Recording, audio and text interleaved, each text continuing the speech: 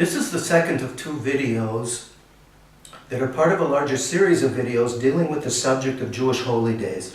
And I'm purposely using the term holy days in English and not the term holiday, because the term holiday in English has connotations of vacation, fun, enjoyment, and the Jewish holy days are not a time of vacation, fun, enjoyment. They're days that are very sacred and meant to be a very deep and profound spiritual experience.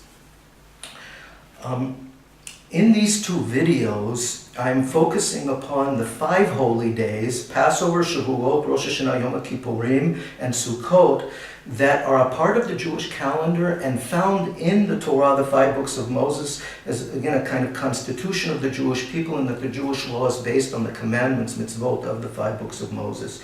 So in this second video, I want to examine a passage from the 5 books of Moses, that's a central passage in the 5 books of Moses and in the Bible, in which these 5 holy days are delineated. And this is chapter 23 of the book of Leviticus. And I think that the material that I will present here in this video will be understandable even if you're not familiar with the passage, and even if you don't have the passage open before you. Okay, so again, we're looking then at chapter 23 of the book of Leviticus, which according to tradition, the Jewish tradition, is called Seder HaMoadim. And the term Seder HaMoadim means the ordering of the appointed times. And I'm translating the term Moed in singular, Moadim in plural, as appointed times. In the translation that I have here in my Bible, it's translated as festivals. And I don't like that translation because the term festival in English has connotations of joy and festivity. As I pointed out in the first video, it's the pilgrimage festivals, Passover, Shavuot, and Sukkot, that are times, according to the Bible and tradition, times of joy and festivity. And in ancient times, pilgrimage was made to Jerusalem, to the Holy Temple in Jerusalem, that was a center of sacrificial ritual worship. So that the pilgrimage festivals were indeed times of joy and festivity, and the term festival is appropriate in relation to the pilgrimage festivals, Passover, Shavuot, and Sukkot.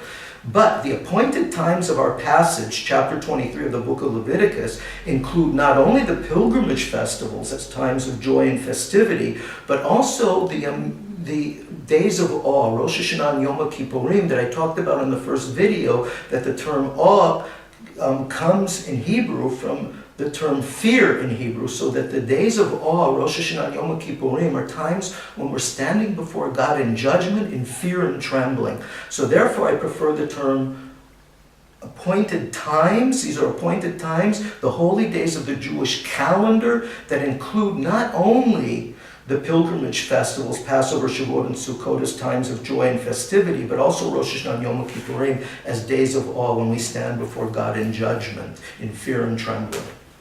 Okay, so now, what I want to do in this passage is 2 things. I want to analyze the structure, and what stands out in terms of the structure is it's almost entirely absent of moral and spiritual content, as if it's a kind of skeleton of bones without the flesh and blood of content. So what I want to do, the second thing, is to discuss a fundamental distinction of the Bible and the Jewish tradition between the 2 main terms for God that are found in the Bible and the Jewish in the Jewish tradition. And when we take this distinction, the different philosophic conceptions implied in these 2 main terms for God in the Bible and Jewish tradition, we take this distinction and impose it upon our passage. The passage will come to life, as it were, in terms of moral and spiritual content. And so that I'm taking something, that this distinction between the 2 main terms for God in the Bible and Jewish tradition, I'm taking something that's external, foreign to the passage, in order to bring the passage to life, as it were.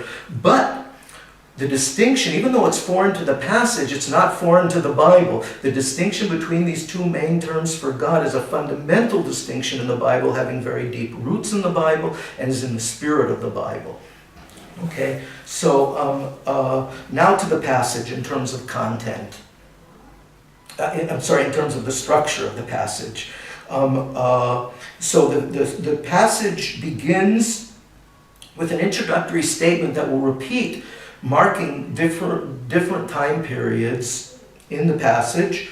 So the passage begins with this introductory statement that will repeat throughout the passage. And the Lord spoke to Moses saying, and then verse 2 is also of an introductory nature, and among other things, I won't read the whole verse, but it says, these are the appointed times of the Lord. Okay, and or that Moses is to declare to the people of Israel the appointed times of the Lord. And then in verse 3 we have a verse relating to the Sabbath, the Shabbat in Hebrew. And it's, in my mind, a parenthetical statement. Why parenthetical? Because in verse 4, we have, again, a repetition of the introductory statement. These are the appointed times of the Lord. So it's almost as if the statement regarding the Sabbath is in parentheses. Why in parentheses? Because the Sabbath, as I pointed out in the first video, is independent of the Jewish calendar. It's not an appointed time. Appointed time meaning the holy days of the Jewish calendar, and the Sabbath is independent of the Jewish calendar. The Sabbath, according to the Bible and our tradition, is connected to nature, is reflected in the opening account of the Bible of the creation of the universe, so that God creates the universe in 6 days, and on the seventh day God ceases to create. And the word Shabbat, in Hebrew Sabbath, literally means to cease. So that we as Jews are to cease on the Sabbath every seventh day according to nature, independent of the Jewish calendar. Every seventh day we are to cease from doing creative work, just as God ceased from creating on the seventh day. So we're to cease from doing creative work, and it's to be a day then, not just of physical rest, but especially spiritual rest. And the essence of the Sabbath, then, from a halachic legal point of view, is a prohibition of doing creative work. And creative work, the term appears in the opening account of the Bible of the creation of the universe in connection with the Sabbath, is the term milacha, which means creative work, creative work that's the result of thinking. That means it's a misconception that all work is prohibited on the Sabbath. It means not all work is prohibited on the Sabbath. It's a certain kind of work, creative work, milacha. Just to give an example, if on the Sabbath I were to move a heavy piece of furniture, it should be physical work, exertion, I may work up a sweat, I haven't violated the Sabbath prohibition of doing creative work. But if I take a match, and I light the match, which involves no physical work, no exertion, but I light the match, creating a fire, that's creative work, the result of thinking. And that would be prohibited. So why then, to go back to our passage, is there this parenthetical remark about the Sabbath? Two things. One is that the Sabbath is independent of the Jewish calendar and the most holy day of Judaism, independent of the Jewish calendar. And secondly, the prohibition of the Sabbath of creative work applies on each of these 5 holy days from the book of Moses. Okay, from the 5 books of Moses that are listed here in the passage. Okay. So now in verse 4 we have again the introductory statement, these are the appointed times of the Lord. And in verse 5 we have the first holy day, Passover, which is the first holy day of the Jewish calendar, occurring in the first month of the Jewish calendar, the month of Nisan. And I pointed out in the first video that the months of the Jewish calendar, the names are Babylonian in origin, borrowed from the ancient Babylonian culture, and some of them are actually names of Babylonian gods, taken from the Babylonian mythology. But Passover here in the passage is 7 days, and on the first day and the seventh day there is the prohibition, as on the Sabbath, of creative work. On the intermediary days there is no prohibition of creative work, so that they have the status of what would be like a semi-holy day. But what's lacking here in the passage is any elaboration in terms of, as I talked about in the first video, Passover being a celebration of the birth of the Jewish people, the Exodus, the first mass slave escape in recorded history, when our ancestors escaped out of slavery in Egypt, formed themselves into a people, Israel, a Jewish people in the wilderness, and the birth of the Jewish people. All of that, in terms of moral, spiritual content, is lacking in the passage. Then the second appointed time is, it begins in verse 9. We have our introductory statement, and the Lord spoke to Moses saying, and here it has two aspects, the Omer and Shavuot. The Omer is a word that really can't be translated. It's an amount, and it's not specified what this is an amount of in the passage. But according to tradition, it's an amount of barley, and it was a barley offering marking the barley harvest. And then in the second aspect, verse 15, we count the days, 50 days from this Omer offering of barley until Shavuot. And 50 days meaning 7 weeks, and as I pointed out in the first video, this is the literal meaning of the term Shavuot, is weeks. We count 7 weeks from the Omer barley offering to Shavuot when offerings were made. And again, here in the passage, it's not specified what the offerings are of Shavuot, but they were, according to tradition, of wheat, so marking the wheat harvest. So that we have 50 days from the Omer, the barley harvest, until Shavuot, the wheat harvest. And what stands out here is there's no connection between this time period of the Omer to Shavuot, no connection to Passover in the passage. It's by tradition that we connect the two, so that the Omer offering, according to our tradition, is on the second day of Passover, so that Shavuot then will always be 50 days, 7 weeks after the first day of Passover. So again, we're connecting the two in that the birth of the Jewish people, the Exodus that we're celebrating on Passover, is connected to the birth of the Jewish religion, the receiving of the Torah, Mount Sinai, the 5 books of Moses, representing the birth of Judaism as a religion. We're connecting the two through the counting of the 50 days of the Omer from Passover to Shavuot. Okay, and then at the end of the passage on Shavuot, we have a very strange verse, verse 22, which is 2 agricultural commandments of a moral nature relating to the treatment of the poor, that we're to leave one of the commandments is we're to leave the corners of the field unharvested so that the poor can come and take food. And then second, gleanings that are from the harvest that fall to the ground, we're not to pick them up, but to leave them for the poor. So the question is, what's the connection here to the passage? These are agricultural commandments that are independent of the Jewish calendar. And they're actually commandments that express an ideal of charity, again, of a moral nature. Charity in Hebrew is tzedakah. It comes from a Hebrew word meaning justice, tzedek. And so that charity in Judaism is first and foremost an act of social justice. The poor are entitled to receive charity. But also, in addition, it's very clearly an expression of compassion, caring, and consideration for the poor. But the question is, what's the connection to our passage of these 2 commandments? We'll come back to it. The next passage is verse 23. We have our introductory phrase, and the Lord spoke to Moses saying, and then we have Rosh Hashanah, which is described simply as a memorial of blowing. And again, no elaboration in terms of content. It's not written here that it's the day of judgment, but it's also not written that the blowing is of a ram's horn, which according to our tradition, the blowing is of a ram's horn. So there's no elaboration here in terms of content that this is a day of judgment. When we hear the ram's horn as a kind of call to awaken us spiritually and examine our ways in standing before God in judgment, no elaboration in terms of content.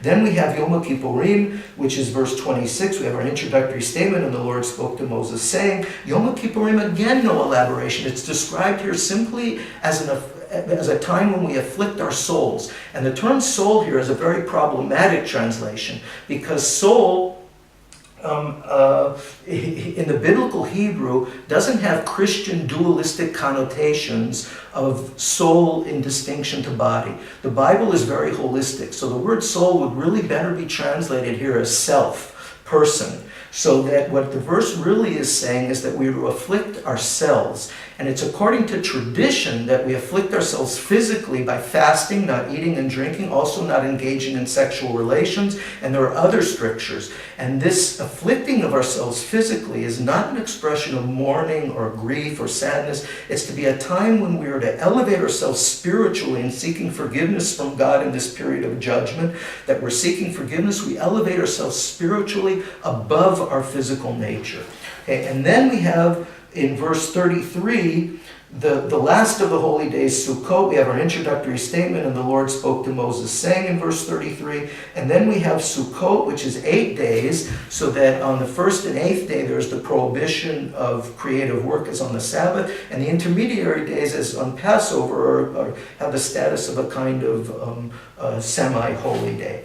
And then, seemingly the passage ends delineating these holy days. Seemingly it ends in verses 37 and 38. There's the concluding statement in verse 37. These are the appointed times of the Lord, and it continues into verse 38.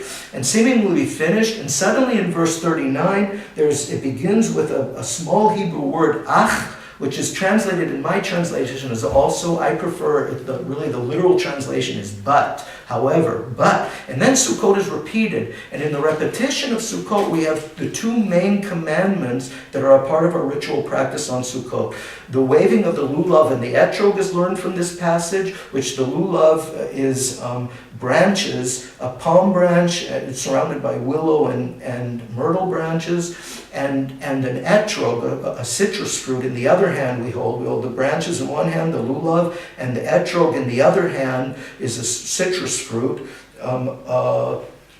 And we wave them as a part of our morning prayer service. That's one commandment that appears here that we learn from this passage. And the other is the sitting in the sukkah. The sukkah means hut. Again, that Sukkot is in commemoration of our ancestors wandering in the wilderness after their escape from slavery in Egypt. They wandered in the wilderness and where they didn't have permanent homes, but they lived in huts. So in commemoration, we actually, by Jewish law, were to live in the Sukkah for the first 7 days, not the 8th day of Sukkot, but the first 7 days were to live in the Sukkah, means to eat and sleep in the Sukkah. By custom, Jews have become accustomed through the ages on a widespread basis not to sleep in the Sukkah and just to eat in the Sukkah. But by law, we're to eat and sleep in the Sukkah, and so that's written here. Okay, so then we have, why is Sukkot repeated? Okay, and then there's a concluding statement concluding the entire passage in which it's written that Moses declared to the people Israel, to the children of Israel, the appointed times of the Lord. Okay, and so now to the distinction between the two terms for God. The two main terms for God are YHVH and Elohim. YHVH is the great unpronounceable name of God. I'm using the English letters, but the equivalent of the Hebrew letters. This is the great unpronounceable name of God, YHVH, that we don't know how it was pronounced. By the way, there's a misconception that we're forbidden to pronounce the name of God. By Jewish law, we are not forbidden to pronounce the name of God. We are forbidden, the actual prohibition is to erase the name if it's been written in a permanent form, but we're not prohibited from pronouncing the name. And in fact, when Jews in ancient times knew how to pronounce the name was pronounced. So it's at some point in the Talmudic period, Jews no longer knew how to pronounce the name, and during the Talmudic period, a custom already developed that we're not to pronounce the name. By custom, we're not to pronounce the name, and that was extended to include other terms for God in the Bible and Jewish tradition, such as the term Elohim. So that oftentimes traditional Jews then will say Hashem, which literally means in Hebrew the name, in order not to pronounce these terms for God. But in any case, the first to discuss philosophically the distinction between these terms for God, the two main terms, YHVH and Elohim, the first to discuss that from a philosophic point of view and explain from a philosophic point of view the distinction between the terms, as far as I'm aware, is Rabbi Yehuda Levi, a great Jewish thinker who lived in the 11th century and wrote a work of philosophy called the Kuzari, Kuzari, And in the fourth part, it's a 5-part book. In the at the beginning of the fourth part, Rabbi Yehuda Levi discusses the distinction between the names. And one of the things that he points out is that the term Elohim is really in its origins a pagan concept, borrowed from the surrounding pagan cultures. And therefore it's in plural, Rabbi Yehuda Levi points out, because it's really referring to forces of nature. Because in the pagan world, in the pagan conception, the gods were conceived as forces of nature, powers of nature, God of sun, God of wind, God of rain. And these powers of nature are inherently powerful and could interfere in human affairs to help human beings, to harm human beings. And the essence of religion then in the pagan conception is the performance of ritual practice or sacrificial worship, ritual practice in general, in order to appease the gods, in order that the gods should help us or at least not harm us. And morality in the pagan conception is seen as outside the confines of religion. So that the term Elohim then in the Bible, in the Jewish tradition, is not in plural form. It's not used in the plural sense or understood in a plural sense. It's understood as God and not gods, but it's understood as God as the source of nature. And this is the term that appears in the opening account of the Bible of the creation of the universe. God is the source of nature, and God as the source of nature, Elohim, is associated with power and judgment. As I pointed out in the first video, Elohim, the image of Elohim is of a king or a judge who issues judgments. Judgments is an expression of God's power as a king or judge, as the king of the universe or the supreme judge of the universe. Okay, so that's the side of Elohim. YHVH represents the great revolution of the Torah and the Bible, that for the very first time in the history of humankind, God is conceived of not only as a God of power, but in the main, a moral God who demands morality. God is seen in the biblical conception as a God of power. The great cry of the Bible, and this is a verse that appears in the Bible, YHVH, Hua Elohim. YHVH is the God who has created the universe. The God who has created the universe is a moral God who demands morality. This is the essence of biblical theology.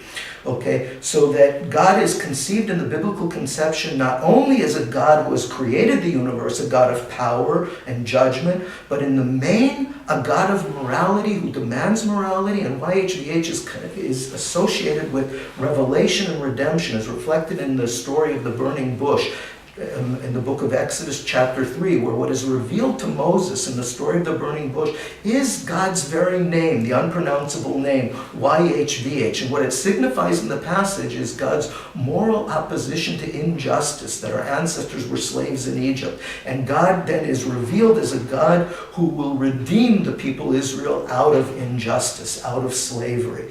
So that then the great revolution of the Bible is that for the first time in the history of humankind, God is conceived as a moral God who demands morality, and the essence of religion becomes morality. Morality is not outside the confines of religion as in the pagan conception. Not only is morality not outside the confines of religion, but it becomes the very essence of religion, and ritual takes on a secondary importance, and ritual in the biblical conception as a way of trying to appease God is considered to be magic, which is considered an abomination in the Bible, that we're not to appease God, that God cannot be appeased. Ritual then, the purpose of ritual in the biblical conception is not to change God, it's to change ourselves. It's to inspire us in terms and to remind us of our moral and spiritual ideals, that morality being the essence of religion. So now, this is the distinction then between YHVH, one other thing. YHVH, the image is of a parent, as I pointed out in the first video. So that YHVH is associated with love and compassion, not judgment. And I pointed out in the first video that the word for compassion in Hebrew, rachamim, contains within it the word rechem in Hebrew, which means womb. So that God's love for us is like the love of a mother for the child coming out of her womb, an unconditional love, that God redeems us out of slavery, out of injustice, even though our ancestors weren't worthy of being redeemed, as according to tradition our ancestors were idol worshippers. So now if we go back to our passage, and we impose that distinction on our passage, the passage will come to life in terms of content. So what we have in terms of the structure is two main time periods, Passover to Shavuot, and then Rosh Hashanah to Yom Kippurim, divided by those two agricultural commandments, and then Sukkot has a special status in being repeated twice. So the first period, from Passover to Shavuot, is the time when we're experiencing God as YHVH. God's love and compassion we're experiencing, that God, that God redeemed us from slavery and representing the birth of the Jewish people, and gave us the Torah to guide us as a source of guidance, moral and spiritual guidance and legal guidance to guide us, the birth of the Jewish people. From Passover to Shavuot, we're experiencing God's compassion even though we weren't worthy of being redeemed from slavery or of receiving the Torah. And then why the agricultural commandments that are really of a moral nature? Because this is the period, it appears at the end of the passage on Shavuot, this is the period, Passover to Shavuot, that we connect through the counting of the Omer, the 50 days, that this is the period when we're experiencing God as the source of morality, and God demands morality, treatment of the poor, to be considerate of the poor as an act also of first and foremost of social justice, charity, but also an act of caring and compassion for the poor. And then the second period is Rosh Hashanah to Yom Kippurim, when we're standing before God, the days of awe, when we're standing before God in a time of judgment. All of nature stands before God in judgment in this time period according to our tradition. And we're then standing before God in judgment, before God conceived as Elohim, the source of nature, a God conceived as a king and judge, the supreme judge, and we're standing before God in judgment in a time of fear and trembling. And then Sukkot. Sukkot has the special status of being repeated. It's the most important holy day then in the plain meaning of this passage, and the Talmudic rabbis were faithful to the plain meaning and calling Sukkot in the Talmud HaChag, the festival, the holy day. Okay, and so then why is Sukkot repeated? Because it's an integration of these two aspects, that we're not dealing again with two separate gods, but one God with these two aspects of YHVH and Elohim, of power and morality, that God is in the main a God of morality, but it's an integration. It's one God with two contradictory and complementary aspects. And so then the two commandments reflect these aspects. The lulav and the etrog is the side of nature, of the branches and the citrus fruit, and the sitting in the sukkah is the side of God's compassion in taking care of us in the wilderness of our ancestors, and at least they had huts to live in the difficult conditions of the wilderness. And then the passage concludes with, notice at the end of the passage, the very end, in the next to the last verse, it says, I am the Lord your God. This great cry of the Bible, that YHVH, the God who demands morality, is our God who has created the universe. The integration, we see it in the conclusion after Sukkot. And then the entire passage concludes with a concluding statement, and Moses declared to the children of Israel the appointed times of and this is the passage then. Thank you.